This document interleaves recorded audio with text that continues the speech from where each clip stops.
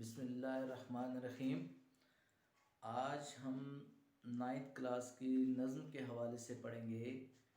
عزیز طلبہ، جب ہم شاعری میں نظم کو پڑھتے ہیں تو اس سلسلے میں ہم سب سے پہلے اس بات کا خیال رکھتے ہیں کہ اس کی تشریح کرتے وقت سب سے پہلے حوالہ متن دیتے ہیں۔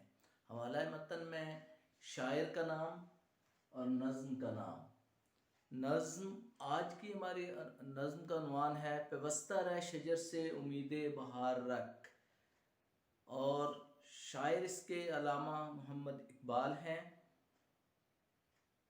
سب سے پہلے ہم اس نظم کو اشعار کو پڑھ لیتے ہیں۔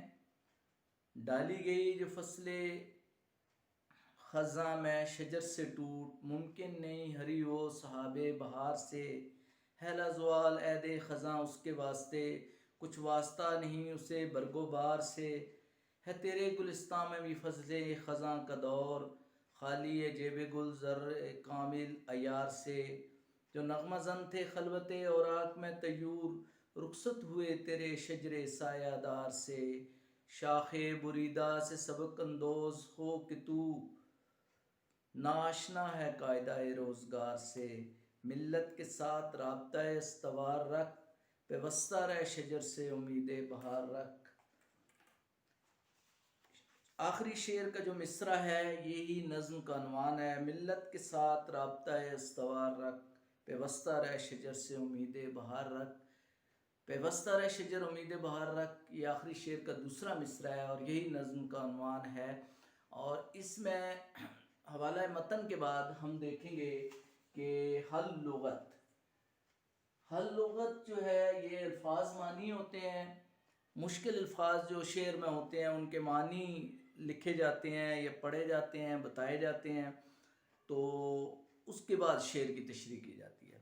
تو پہلا شعر جب ہم دیکھیں گے پڑھیں گے تو اس میں ڈالی گئی جو فصلیں خزاں میں شجر سے ٹوٹ، ممکن نہیں ہری ہو صحاب بہار سے۔ سب سے پہلے ہم جو ہے حل لغت میں اس کو دیکھتے ہیں۔ ڈالی شاخ یا ٹہنی، مراد اس سے فرد ہے۔ شجر درخت ہے، اس کے لغوی معنی درخت ہیں، مراد اس سے ملت اسلامیہ یا قوم یا معاشرہ ہے۔ اس کے بعد صحاب بہار، بہار کا بادل، فصل خزاں، خزاں کا دور زمانہ۔ شاعر علامہ محمد اقبال اس شعر میں یہ کہنا چاہتے ہیں کہ اگر ڈالی استعارہ کے طور پر استعمال ہوا ہے، ایک فرد کے لیے استعارہ استعمال ہوا ہے، اور شجر جو ہے وہ استعمال ہوا ہے، درخت یعنی ملت اسلامیہ کا استعارہ استعمال کیا گیا ہے، اگر کوئی ٹہنی جو ہے وہ خزاں کے موسم میں اپنے پیڑ سے کٹ جاتی ہے، یا کوئی فرد اپنی قوم سے کٹ جاتا ہے، ملت کے ساتھ نہیں ملتا، یا ملت اسلامیہ کا فرض، یہاں فرد اور قوم کا تعلق بتایا گیا ہے۔ عمومی طور پر تو عام فرد اور معاشرہ ہے، لیکن خصوصی طور پر شاعر کی مراد یہ ہے کہ ملت اسلامیہ کا ایک فرد اور ملت اسلامیہ۔ تو اس میں یہ درس دینا چاہتا ہے کہ جس طرح جو ٹہنی کٹ جاتی ہے پیڑ سے تو پھر وہ نہ نمو پا سکتی ہے، نہ آگے بڑھ سکتی ہے، نہ وہ نشو و نما پا سکتی ہے، اور وہ بہار کے بادل سے بھی سبز نہیں ہو سکتی، سرسبز و شاداب نہیں ہو سکتی، برگ و بار نہیں لا سکتی۔ تو اس سلسلے میں یہ ملت اسلامیہ کے افراد کو یہ درس دینا چاہتے ہیں علامہ کہ اپنی ملت کے ساتھ مل کر رہو، اتحاد اور یکجہتی کے ساتھ رہو۔ علامہ کا ایک شعر بھی اس طرح ہے، فرد قائم ربط ملت سے ہے تنہا کچھ نہیں، موج ہے دریا بیرون دریا کچھ نہیں۔ دوسرا شعر ہے لازوال عہد خزاں اس کے واسطے، کچھ واسطہ نہیں اسے برگ و بار سے۔ اب کہا گیا ہے کہ جب وہ ٹہنی کٹ جاتی ہے تو اب وہ نہ تو خزاں اس کے لیے خزاں میں وہ بڑھ سکتی ہے، نہ ہی وہ بہار میں پھل پھول سکتی ہے۔ اسی طرح جو فرد جو ہے جو معاشرے سے کٹ جاتا ہے تو اس کی ترقی رک جاتی ہے، نہ تو وہ سنہری دور میں آگے بڑھ سکتا ہے اور نہ ہی تنزلی کے دور میں آگے بڑھ سکتا ہے، اس کا واسطہ ترقی سے نہیں رہتا۔ اسی لیے جس طرح وہ ٹہنی جو ہے، کٹی ہوئی ٹہنی جو ہے، اس کا وہ نہ پھول کھلتے ہیں نہ پھل اس پہ پڑتے ہیں، اس کا نہ پھولوں اور پھلوں سے تعلق رہتا ہے۔ اس طرح اس فرد کا معاشرے سے جب کوئی تعلق نہیں رہتا، جب وہ اطاعت سے کٹ جاتا ہے، تو اس کی انفرادی حیثیت بھی ختم ہو جاتی ہے تیرے گلستان میں بھی فصل خزاں کا دور، خالی ہے جیب گل زر کامل عیار سے۔ برگو بار، اس میں ہم یہ دیکھتے ہیں کہ برگو بار پھول اور پھل ہیں۔ ہر لغت میں ہم یہ دیکھتے ہیں کہ برگ پھول کو کہتے ہیں اور بار پھل کو کہتے ہیں۔ اگلا شعر ہے تیرے گلستان میں بھی فصل خزاں کا دور، خالی ہے جیب گل زر کامل عیار سے۔ اس میں گلستان استعارتاً استعمال ہوا ہے وطن کے لیے، یہ لفظ استعمال ہوا ہے۔ فصل خزاں تنزلی کا دور، زوال کا دور یعنی خزاں کا موسم، دور زمانہ۔ اب یہ اس میں ہے کہ ملت اسلامیہ کے فرد کو بالعموم اور ہندوستان کے ایک مسلم کو بالخصوص علامہ یہ کہنا چاہتے ہیں کہ تیرے وطن میں غلامی کا دور دورہ ہے، زوال کا دور دورہ ہے، ترقی ناپید ہے، آپ دور زوال سے گزر رہے ہو۔ اور ہندوستان کے مسلمانوں کو خصوصاً وہ یہ کہنا چاہتے ہیں کہ آپ پہ دور غلامی ہے، اور اب آپ جو ہے نہ تو آپ کے پاس وسائل ہیں، نہ ہی آگے بڑھنے کی، نہ آگے ترقی کرنے کی جستجو ہے، بالکل غلامی میں نہ کام آتی ہیں شمشیریں نہ تدبیریں، جو ہو ذوق یقیں پیدا تو کٹ جاتی ہیں زنجیریں۔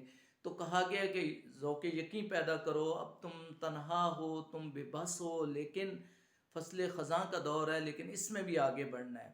جو نغمہ زن تھے خلوت اور آگ میں طیور، رخصت ہوئے تیرے شجر سایہ دار سے۔ یہاں ہم ہر لغت میں دیکھتے ہیں خلوت اور آگ، گزشتہ زمانہ، گزرا ہوا دور۔ طیور یہاں بھی استعارہ استعمال ہوا ہے رہنماؤں کے لیے۔ طیور کا لغوی معنی تو پرندہ ہے، طائر کی جمع طیور ہے۔ پرندے سے مراد رہنما ہیں، امت مسلمہ کے سنہری دور میں جو اس کے رہنما اور رہنمائی کرنے والے لوگ ہیں، اس سے مراد وہ لوگ ہیں۔ رخصت ہوئے تیرے شجر سایہ دار سے، کہا کہ وہ لوگ جو تیری نمائندگی کر رہے تھے، جو امت مسلمہ کے سنہری دور میں جو مکہ سے اٹھی اور پوری دنیا میں چھا گئے مسلمان، وہ جو اپنا سنہری دور تھا، زمانہ تھا، اس دور میں جو گزرا ہوا زمانہ تھا، وہ لوگ جو مسلمانوں کی نمائندگی کرتے تھے، جو مسلمانوں کو ترقی دینے کے لیے آگے بڑھتے تھے، اب وہ جو ہے وہ لوگ چلے گئے ہیں، وہ سنہری دور ختم ہو گیا، اب زوال کا زمانہ ہے۔ اب جو ہے تم پر دور زوال آ گیا ہے، دور عروج تمہارا ختم ہو چکا ہے، اب وہ رہنما اس دنیا سے جا چکے ہیں۔ اب تم نے تیرا جو ملت اسلامیہ جو دنیا بھر میں مسلمانوں نے جو حکومت کی، اب وہ ان کی حکومت ختم ہو چکی ہے، اور اب وہ لوگ جا چکے ہیں۔ جیسے پرندے گیت گاتے ہیں درختوں پہ، نغمہ زن ہوتے ہیں، خوش اعلانی کی آواز کہتے ہیں، لیکن اب وہ لوگ بھی جو تمہارے آگے بڑھنے والے تھے وہ ختم ہو چکے ہیں۔ اگلا شعر ہے شاخ بریدہ سے سبق اندوز ہو کہ تو ناشنا ہے قاعدہ روزگار سے۔ شاخ بریدہ ہر لغت میں ہم دیکھتے ہیں الفاظ معنی کے ٹوٹی ہوئی شاخ، کٹی ہوئی شاخ، درخت سے جو شاخ کٹ جاتی ہے ٹہنی، اس سے شاخ بریدہ کہتے ہیں۔ سبق اندوز، سب سیکھنا، سب پڑھنا، سب سیکھنا۔ قاعدہ روزگار، دنیا، کام کا طور طریقہ، دستور، قاعدہ۔ ناشنا، نہ جاننا۔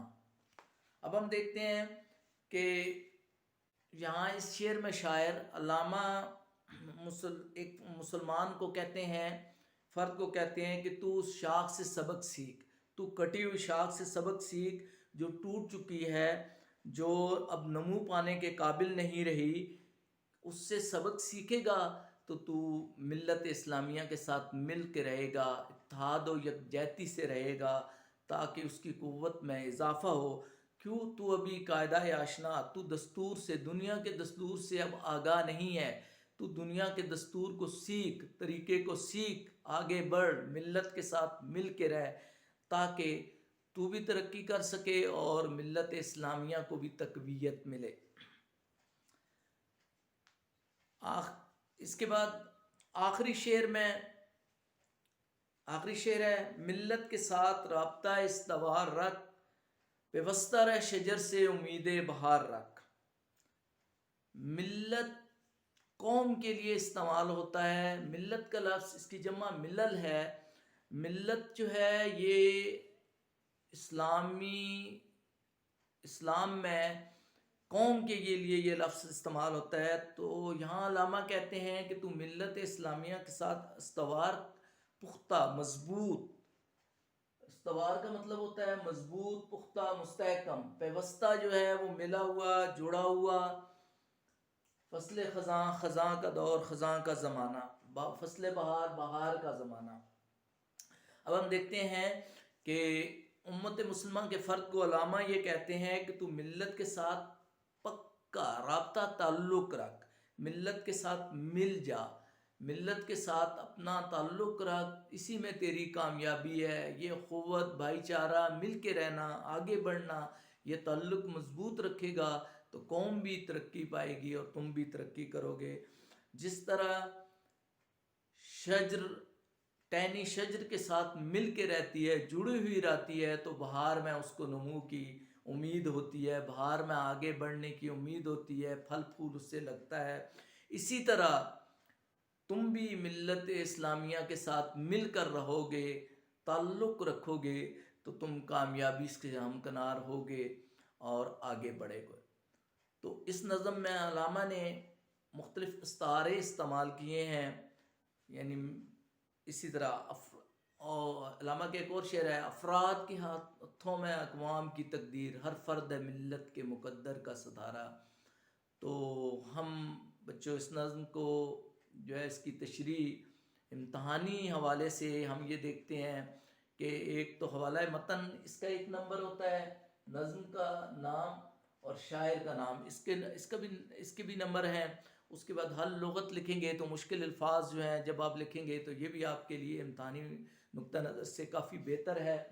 اس کے بعد یہ دیکھا جائے گا کہ تشریح، ہر شعر کی الگ الگ تشریح کرنی ہے، یعنی شعر کے 2 مصرے ہیں تو دونوں مصروں کو اکٹھا ایک شعر لکھنا ہے، اور اس کے بعد شعر کے نیچے آپ نے حل لغت یعنی الفاظ معنی لکھنے ہیں مشکل الفاظ کے، اور آخر میں آپ نے تشریح لکھنی ہے۔ تو یہ واضح اور صاف الفاظ میں تشریح لکھنی ہے تاکہ جو ہے امتحانی نقطہ نظر سے آپ کو بہتر نمبر مل سکے۔